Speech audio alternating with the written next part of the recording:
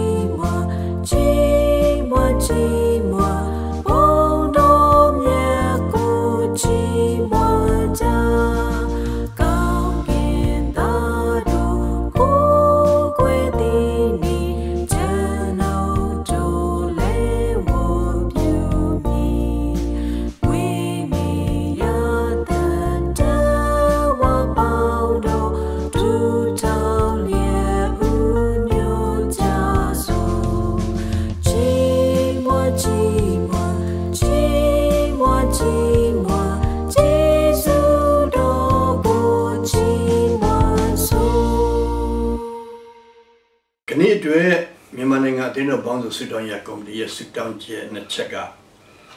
တိုင်းပြည်မတည်ငြိမ်မှုပဋိပက္ခအပေါ်တွင်အရေးယူလက်ရှိသောပြည်သူလူထုအပေါ်တွင်အမျက်ထုတ်မတရားစီးပွားရှာနေကြသောလောကသားများနောင်တရပြီးဒုက္ခရောက်နေသူများအားပေးကံလှူဒါန်းနိုင်တဲ့ပုဂ္ဂိုလ်တွေဖြစ်လာတဲ့အောင်ကျွန်တော်တရားစစ်တောင်းပေးဖို့ဖြစ်ပါတယ်စင်းရဲနွမ်းပါငတ်မတူဦးမဲ့အိမ်မဲ့အလုတ်လက်မဲ့အစရှိတဲ့ခက်ခဲသောသူများအားဝေငှပေးကမ်းကြတဲ့အလူရှင်တိုင်းစေတနာရှင်တိုင်းဖျားခင်ထံတော်ဘာမှာကောင်းကြီးမင်္ဂလာကိုကောင်းကြီးမင်္ဂလာနဲ့မင်္ဂလာအမျိုးမျိုးကိုခံစားရဖို့ကျွန်တော်တို့ဆုတောင်းပေးဖို့ဖြစ်ပါတယ်ခုနဗမာနာကျမ်းစာမှာဖတ်တဲ့အတိုင်းပဲဘုရားသခင်က သူအသက်ရှင်တဲ့အတိုင်းပဲဘုရားသခင်ကမနေ့ယနေ့နောက်ခါလာမပြောင်းလဲတဲ့ဘုရားဖြစ်တယ်ရှေးကဘာမှဆောက်ရနောက်ကဘာဆက်တဲ့အောင်ဒါဘုရားသခင်ကိုဖန်ဆင်းရှင်ဘုရားသခင်အနန္တတကုရှင်ဖြစ်ကိုကျွန်တော်တို့ကလူတွေရဲ့အချိန် time တို့ space တို့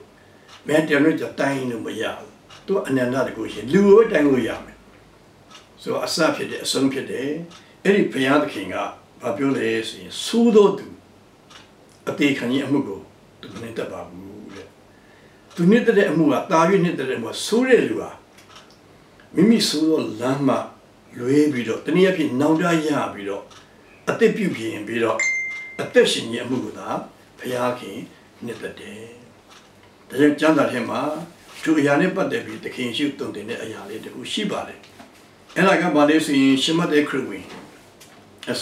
ရှင်လုကာခရစ်ဝင်အခန်းကြီး16အငယ်1ကနေကျွန်တော်တို့30တိဖတ်သွားရင်ဒီမှာကျွန်တော်တို့တွေ့ရပါမယ်ဒီအဖြစ်ပြမှာဆိုရင်အငယ်1မှာတပည့်တို့အားတဖန်မိန်တော်မူသည်ကငွေရတတ်သောသူတယောက်၌ဘာနာဆိုရှိတထေးကြီးတရားငွေရတတ်တယ်လူဆိုတာတထေးကြီးမတန်ကြွယ်ဝတဲ့လူကြီးသူ့မှာဘာနာဆိုတယောက်ရှိတယ်ခိစကားနဲ့ဆိုဘာနာဒင်းပေါ့နော်ဘုရားဘာနာဒင်းလို့ခေါ်တယ်ကျွန်တော်တို့အဖွဲအစီအသေးဒီမှာဘာနာဒင်းတွေရှိတယ်ကျွန်တော်အသင်းတော်တွေမှာလည်းဘာနာဒင်းတွေစနစ်ရထိန်းတယ်တခြားဘာတွေအဖွဲအစည်းတွေမှာလည်းဘာနာဒင်းတွေရှိကြတယ်အဲ့ဒီဘာနာဒင်းကသူဘာနာဆိုဒီတခင်ဤဥစ္စာများကိုဖျက်ဆီးပြီးအကြောင်းကိုဒီတစ်ပါးတို့ဒီတခင်ရှင်၌အပြစ်တင်ကြတော့သူကသစ္စာမရှိဘူးဒီလုပ်ငန်းရှင်ကြီးတထေးကြီးရဲ့စီးပွားပြက်အောင်ဖြစ်စီအောင်လုပ်နေတယ်ဆိုတာလူတွေကဝိုင်းပြောကြတယ်အဲ့ဒီအခါမှာတခင်ဒီအဲ့ဒီဘန္နာဆိုခေါ်ပြီးတော့တင်းကြီးအမှုကငါကြားရသောစကားကဘယ်လိုနည်းဘန္နာဆိုအရာ၌မှတ်ထားသောစီရင်ကိုပေးတော့ယခုမှစ၍ဘန္နာဆိုမလုပ်ရဘူးဆို၏ဒါနဲ့သူကခေစကန်အလုပ်ဖြုတ်လိုက်တာပေါ့ပြီးမစ္စင်းနဲ့ငါ့ကိုပြီးဆိုအဲ့ဒီဘာနာဆိုကတော်တော်ခက်ပြီးအလုပ်ပြုတ်ပြီးစင်းနဲ့အမှန်ပေးတဲ့သူတစ်ခါရောက်တော့မယ်အဲ့ဒီခါမှာသူကဘာနာဆိုဒီငါဒီအဘယ်သူပြရမည်နီငါ့တခင်ဒီဘာနာဆိုရကိုတုတ်ပြီးလေလုတ်ချင်းကလည်းမစွမ်းနိုင်တထောင်းသောလူချင်းကလည်းရှက်ကြောက်တယ်ဘာနာဆိုအရာမှကြာဒီနောက်ဒီတစ်ပါးတို့ဒီမိမိတို့အိမ်၌ငါ့ကိုလက်ခံစေခြင်းကအဘယ်လိုပြရမည်ကိုငါတိဟုရစိတ်ချင်တဲ့ကြံစီသူအကြံစီကတော့ငါတောင်းစားဖို့လည်းငါရှက်တယ်ဘာလို့ဘာနာဒင်းကြီးလုပ်ခဲ့တာကိုနော်ကျွန်တော်တိုင်းပြည်မှာဘာနာရေးဝန်ကြီးဆိုအမတမအားကိုးရတယ်ကျွန်တော်အတင်းတော်ဘာနာဒင်းဆိုရင်သူအားကိုးရတယ်နော်သူနဲ့အစဉ်ပြောင်းလုပ်ရတယ်အဲ့ဒီလိုဘာနာဆိုအရာမှပြုတ်ပြီးတဲ့အဲ့လိုဖြစ်တဲ့အခါမှာလူတွေကလက်ခံတော့မဟုတ်ဘူးဒီလိုတစ္ဆာမရှိဘူးဘာနာဒင်းပြက်ပြီးဆိုသူလူတွေငါ့ကိုလက်ခံဖို့အိမ်ကြီးငါ့ကိုလက်ခံဖို့ငါဘာလို့ရမလဲသူသိတယ်တဲ့ဒီဘာလို့လဲဆိုတော့တခင်ငွေရှိသောအပေါင်းတို့ကိုခေါ်၍သူ့ရဲ့အလုပ်ရှင်တထေးကြီးမှာအကျွေးရှိတဲ့လူတွေတခေါ်တယ်ကဲငါတခင်ကိုမိပေးစားဖို့မဘလောက်ရှိတယ်လဲအကျွေးဘလောက်ရှိတယ်လဲတယောက်ကမင်းလင်းတယောက်ကအခွက်တစ်ထောင်ပေးရရှိပါသည်ဟိုရောငွေချင်းနဲ့ခွက်ကြီးတွေနဲ့ပေါ့နော်အခွက်တစ်ထောင်ပေးဖို့ရှိတယ်အဲ့ဒီကမှာဘာနာဆိုကဲမင်းစီမှာ900ပဲမှတ်ပြီးတော့အေးစီထိုင်တော့တဝက်တော့ရှော့ပေးလိုက်တယ်ဘာလို့အဲ့ဒီလူတွေကမသိသေးဘူးသူ့ကိုဖြုတ်လိုက်တာချက်ချင်းသူကသွားပြီးတော့နောက်တစ်ခုခေါ်ပြီးတော့မင်းဘယ်လောက်ရှိလဲသူကဂျုံစပါတစ်ထောင်ပေးရရှိတယ်ဆိုတော့ခါမှာကဲမင်းဂျုံနေပေးစားရှိတယ်တဝက်ပဲပေး900ပဲပေးပြောပြရအောင်အဲ့ဒီလိုပြောတာကိုအဲ့ဒီလိုလိုက်လုပ်နေတာပေါ့သူရဲ့တထေးကြားလေကြားတဲ့အခါမှာတခါလေကျွန်တော်တို့ကြားရင်တော့ခေါ်ပြီးတော့စူဆဲရင်ဆဲမယ်အပြစ်တင်တင်မယ်နော်ကျွန်တော်တို့နင့်နာအောင်ပြောမယ်ဒါပေမဲ့ဒီတထေးကဘလောက်ကောင်းလဲဆိုမတရားသောသူဘာနာဆိုသည်လိမ္မာစွာပြုသည်ကိုသခင်သည်ချီးမွမ်းလေ၏ဘုရားသခင်ကမားတဲ့လူတွေလိမ္မာစွာပြုတတ်ဖို့မိမိဘဝအသက်တာမှာအစဉ်ပြေဖို့ဘုရားကအလိုတော်ရှိတယ် တေပြီးတော့အပြစ်ပေးတာမနှစ်သက်ပါဘူးဒါဘုရားသခင်ကသူ့ကိုရစ်ပူဇော်တာအကောင်တွေတပ်ပြီးတော့ပူဇော်တာထက်တနာခြင်းခိယူနာကိုတာ၍နှစ်သက်တယ်လူသားတွေကိုတနာတဲ့မေတ္တာထားတဲ့အရှင်ခိယူနာတဲ့အောင်ဒီမကုံသောကြောင့်ဆာလံဆရာကြီးစွာအမြဲတမ်းချီးမွမ်းရတယ်အဲ့ဒီအရှင်ကထိုကဲ့သို့လိမ္မာစွာပြုတဲ့အကြောင်းကိုချီးမွမ်း၏အကြောင်းမူကားတဲ့အကြောင်းရှိတယ်လောကီသားတို့သည်မိမိတို့အမှုကိုဆောင်ရွက်ရာတွင်အလင်းနဲ့ရောက်တော်သူတွေတာ၍လိမ္မာကြတယ်လောကီသားတွေကခရစ်တော်ကိုကယ်တင်ရှင်မြတ်ယုံကြည်တဲ့လက်ခံတဲ့လူခရစ်ယာန်တွေပို့ပြီးလိမ္မာတယ်တဲ့ဒါပြန်ကြည့်ပါဗမာပြည်မှာလည်းအများစုချမ်းသာတယ်ကခရစ်ယာန်တွေလည်းရှိပါတယ်ဒါပေမဲ့အများစုလောကီသားတွေသူတို့ကလိမ္မာစွာပြုတတ်တယ်တခင်ကချီးမွမ်းတယ်ဒါကြောင့်ဆရာကြီးတစ်ပါးပြောမှုပါတယ်တင်းအုပ်ဆရာမလုပ်ခင်တဲ့လောကအလုပ်လေးတွေပါလေကျွမ်းကျင်လှုပ်ဆောင်တဲ့အတွေ့အကြုံရှိဖို့လိုတယ်တဲ့ဓမ္မသာလင်လောကီသားတွေတက်ပို့ပြီးတော့လိမ္မာစွာကျွန်တော်တို့ပြုနိုင်မယ်ရှင်ဘောလူကတဲရှင်ချုပ်ခဲ့တဲ့ပတ်စံကျေဝချမ်းသာတဲ့လူဖြစ်တယ်ဘာသာရေးကောင်းတော်ဖြစ်ခဲ့တဲ့အခါမှာအမျိုးမျိုးသူအတွေ့အကြုံရှိလို့အရရမှာသူအရာမှာတင်ခဲ့တဲ့အရာရှိသောကြောင့်အမှုတော်ဆောင်ဖြစ်တဲ့အခါမှာအဆုံးမရောက်ပဲအမှန်တန်ကောင်းတယ်ကျွန်တော်အေဝံဂေလိသမားတချို့အဆုံးရောက်ကြပါတယ်လူမှုရေးလုပ်တဲ့လူလည်းအဆုံးရောက်ကြပါတယ်လူမှုရေးပဲဦးစားပေးပြီးတော့ဒါအရေးကြီးတယ်တချို့ကြတော့အေဝံဂေလိတည်မဲ့အရေးကြီးတယ်ဒါရှင်ဘောလူကအမှန်တန်ကောင်းပါတယ်အေဝံဂေလိတရားရဲ့နီးပြီပါဆရာကြီးဘီလီဂရန်ပြောပြပါတယ် the method of evangelism the strategy of evangelism ဘယ်လိုလဲဆိုယူဒလူတွေတွေ့ယူဒလူကဲသို့နေပြီးတော့သူ့ကိုခရစ်တော်ရဲ့အကြောင်းပြောမယ်ဟေလသလူနဲ့ဆိုဟေလသလူလို့ပညာမဲ့တွေနဲ့ပညာမဲ့တယ်လို့ပညာမဲ့တွေလူတွေတခါလေကျွန်တော်နေရောက်တဲ့အခါမှာနော်အရေရာနှစ်ချင်းအတင်းချုပ်ကစဒူလာပြောဘူးတယ်ဝါနှစ်ချင်းတရားမှာကျွန်တော်တရားဟောပြီးတော့အိုးဒါကြောင့်ဆရာကိုလူတွေလက်ခံကြတာဟုတ်ကျွန်တော်တို့ကဟိုနေမှာဝါလူမျိုးတွေစဉ်းစားကြည့်သူတို့နားမလည်အင်္ဂလိပ်စကားလုံးကြီးသုံးတော့သူတို့နားမလည်ဘူးတဲ့ဒါကြောင့်သူတို့အစီအစဉ်တွေလုပ်ရရှေ့ခေါ်ကြဖိတ်ခေါ်ကြတာဟုတ်ဆရာကဗမာစကားရိုးရိုးလေးသူနားလည်အောင်ပြောတယ်ကျွန်တော်ဒီ communication နဲ့ပတ်သက်ပြီးကျွန်တော်ခရစ်တော်သာနာအကျိုးဆောင်ပေးတယ်သင်ပေးတယ်ကျွန်တော်နဲ့နေတဲ့စကားကြီးတွေမသုံးနဲ့ပါဠိတွေမသုံးနဲ့သုံးလိုက်ရင်ကျွန်တော်ဆိုပါစို့အပင်မရအစီလို့ဒီခရစ်တော်နဲ့ပတ်သက်ပြီးဖယားဂုံကိုတခုသုံးလိုက်မယ်အနန္တတကူရှင်လို့လူကနားထောင်မယ်အပင်မရဆိုပါလေအနန္တတကူရှင်ကပါလေအဲ့ဒီစဉ်းစားတဲ့အချိန်မှာကျွန်တော်နောက်ပြောတဲ့ sentence ဝါကြရည်လွတ်သွားပြီဒါလူတိုင်းနားလေတဲ့စကားဒါ Shakespeare နာမည်ဘလောက်ကြည့်ဘာကြောင့်ကြည့်လဲဆိုရင်လူတိုင်းနားလေလွယ်တဲ့စာကိုရေးသားတယ်ဖြစ်တယ်ဒါဒီနေ့ကျွန်တော်တို့လူတွေကိုဘုရားသခင်ရှိရောက်လာဖို့အပြင်အဲ့ဒါနဲ့ပတ်သက်ပြီးသခင်ဘုရားကဒီမတရားတဲ့ဘာသာတွေကိုချီးကျူးတာမဟုတ်ဘူးနော်သူ့လိမ္မာစာပြုတာကိုသင်ခန်းစာကြည့်ဖို့အငယ်9မှာသင်ခန်းစာကတဖန်ငါဆိုဒီကတင်တို့သည်စုတည်သောအခါဒီပဲမင်းတည်သွားတဲ့အခါမှာအစင်မြဲတည်သောဗိမာန်၌ကောင်းကင်ဘုံမှတင်တို့ကိုလက်ခံလာတတ်သောအဆွေရှိစေခြင်းကမမြဲသောလောကီကိုစီးစိမ်ကိုတုံးဆောင်ကြလောလောကမှာကျွန်တော်ပေးထားတဲ့စီးစိမ်ဥစ္စာတွေကိုကောင်းကင်နိုင်ငံတို့ရောက်ရင်ကျွန်တော်မိတ်ဆွေတွေအများကြီးရဖို့ဆရာကြီးဒီအန်မူဒီကသူဆုံးကနေမှမငိုကြနဲ့ဟာဆရာကြီးရဲ့ကျွန်တော်ဆရာကြီးကိုတာဝန်သွင်းရှိတာပဲချက်တာပဲဟိုဘူးငါတည်သွားရင်နဲ့ကောင်းကင်ဘုံရောက်ရင်အိုးလူတွေအများကြီးငါ့ကိုကြိုဆိုကြမှာဆရာကြီးရဲ့တရားဟောချက်ကြောင့်ဆရာကြီးပေးတဲ့ဝေစာကြောင့်ဆရာကြီးပေးတဲ့ကုညီမဆာမှုကြောင့်ခရစ်တော်တိလာရတယ်ဆိုပြီးတော့ချီးကျူးကြမှာဝမ်းသာနေတဲ့အချိန်မှာမင်းအောက်ကငိုနေရင်တဲ့ကောင်းကင်ဘုံနဲ့မြေကြီးကတခြားစီဖြစ်နေတယ်ဒါကောင်းကင်ဘုံမှာဘုရားကအလိုတော်ပြည့်စုံမြေကြီးဘုံမှာပြည့်စုံဖို့ငါတည်တဲ့ခါမှာမငိုကြပါနဲ့ဒါကြောင့်သခင်ဘုရားက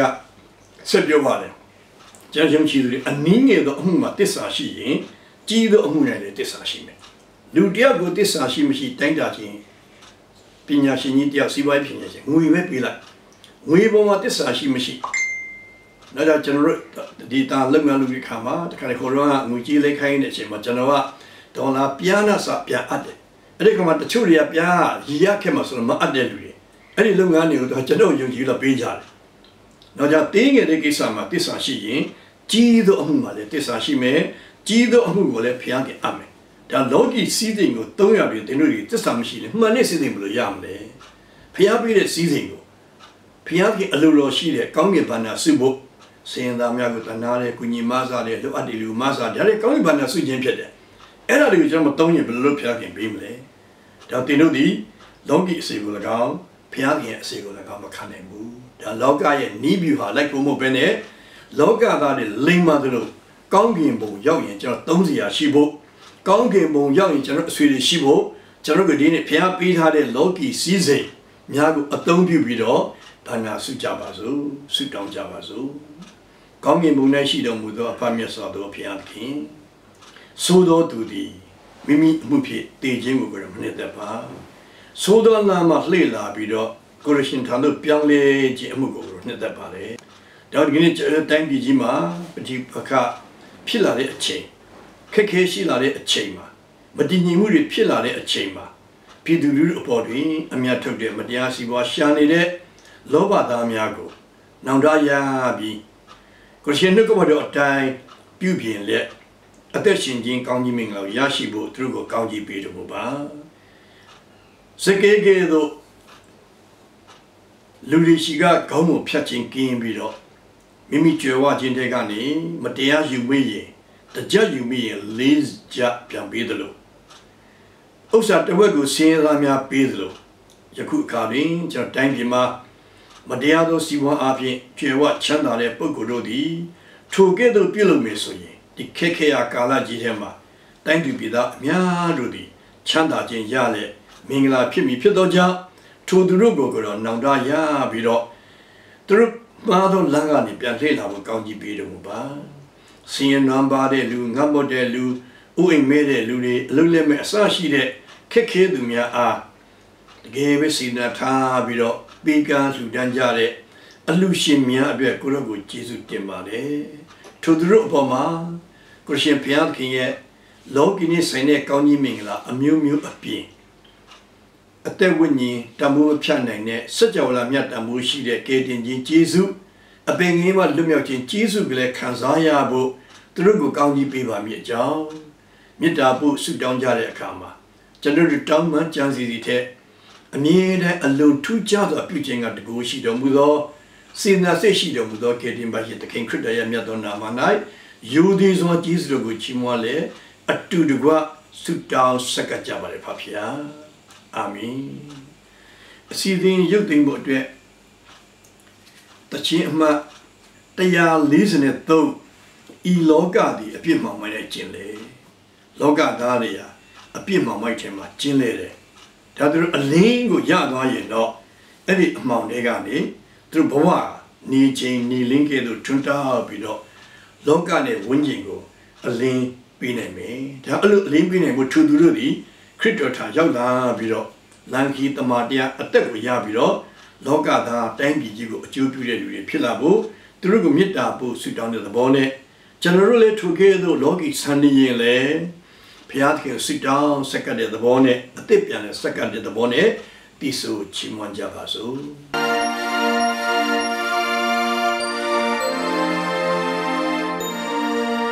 Iloka di apima mai nai chinle, loka I ali dishu di,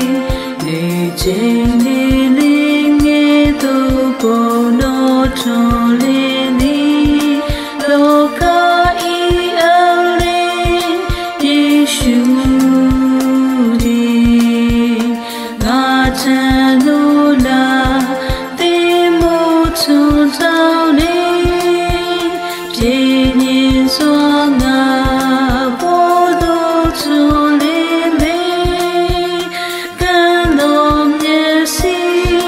You could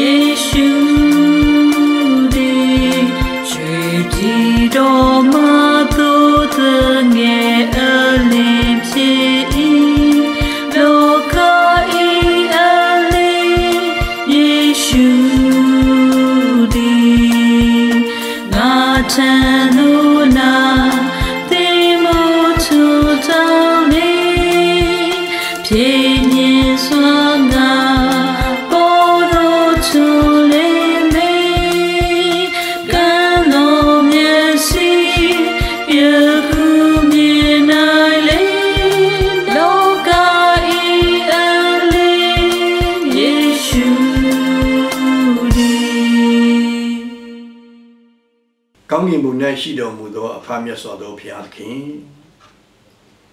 ထာဝရဘုရားသည်အသက်ရှင်တော်မူသည့်အတိုင်းအပြစ်ရှိသောသူတို့ကိုလူဆိုးတို့ကိုအသေးခံခြင်းအမှုကိုကတော့မနှင့်သက်ပါဆိုသောသူတို့သည်မိမိလမ်းကိုနောင်တရပြီးတော့ပြင်ပြီးတော့အသက်ရှင်ခြင်းအမှုကိုကတော့နှင့်သက်ပါတယ်သခင်ယေရှုကလည်းငါသည်အပြစ်ရှိသောသူတို့ကိုကယ်တင်မှုဤလောကသို့ကြွလာတော်မူ၏မိန့်တော်မူ၏ဤစကားဒီတစ္ဆာစကားလည်းဖြစ်ပါလေအကျင့်မဲ့ခံရအတော်စကားလည်းဖြစ်ပါလေဒါအမိမြန်မာနိုင်ငံကြီးမှာလောကရဲ့မှောင်မိုက်ခြင်းမှာအလင်းမရသောသူတို့ရဲ့ဉာဏ်မျက်စိများအလင်းကိုရမည်အကြောင်းကိုတော့ကောင်းကြီးပေးခြင်းအဖြစ်ကျွန်တော်တိုင်းပြည်ကြီးမှာအခြေခံလူဒန်းစားများအလတ်စားလူဒန်းစားအတီးအီးတို့ကောင်းကြီးခံစားရတဲ့ခုနလူကျေဝသောသူတို့ဒီလည်းမိမိရဲ့ဥစ္စာကိုအကောင်းဆုံးစေနာမေတ္တာဖြင့်ပေးလူချင်းပြန်လည်ပေးဆက်ခြင်းကိုဆောင်ရွက်ခြင်းအပြင်တတိုင်းပြည်လုံးမင်္ဂလာဖြစ်လျက်ပြည်တော်ကြီးချမ်းသာရသည့်ကြောင့်မင်္ဂလာဖြစ်ဖို့ရာထာဝရဘုရားသည်ကျွန်တော်တို့နိုင်ငံကြီးကိုကောင်းချီးပေးရေးဆောင်မကြည့်ရှုပါစေသောနိုင်ငံသူနိုင်ငံသားအရောက်တိုင်းပေါ်မှာကိုယ်ရဲ့ရွှေမျက်နှာအလင်းတော်ကိုလွှတ်လျက်သူတို့အားဂရုဏာကျေးဇူးပြုတော်မူပါစေသောကျွန်တော်တို့ကိုမျှော်ကြည့်၍ချမ်းသာပေးတော်မူပါစေသောခမည်းတော်ဘုရားသခင်ရဲ့မြတ်တာတော်ဒါတော်ယေရှုခရစ်တော်ရဲ့ကျေးဇူးတော်နှင့်တန်ရှင်းသောဝိညာဉ်တော်ဘုရားရဲ့မိဿဟာပွေခြင်းကျေးဇူးအပေါင်းတို့သည်အမိမြန်မာနိုင်ငံကြီးမှာကိုရောရဲ့မြတ်တာနောင်တတရားကိုလိုအပ်နေသောသူအရာတိုင်းပေါ်မှာယခုမှစ၍ကာလအစဉ်မြတ်တရားတည်ရှိတည်နေပါစေတည်းအာမင်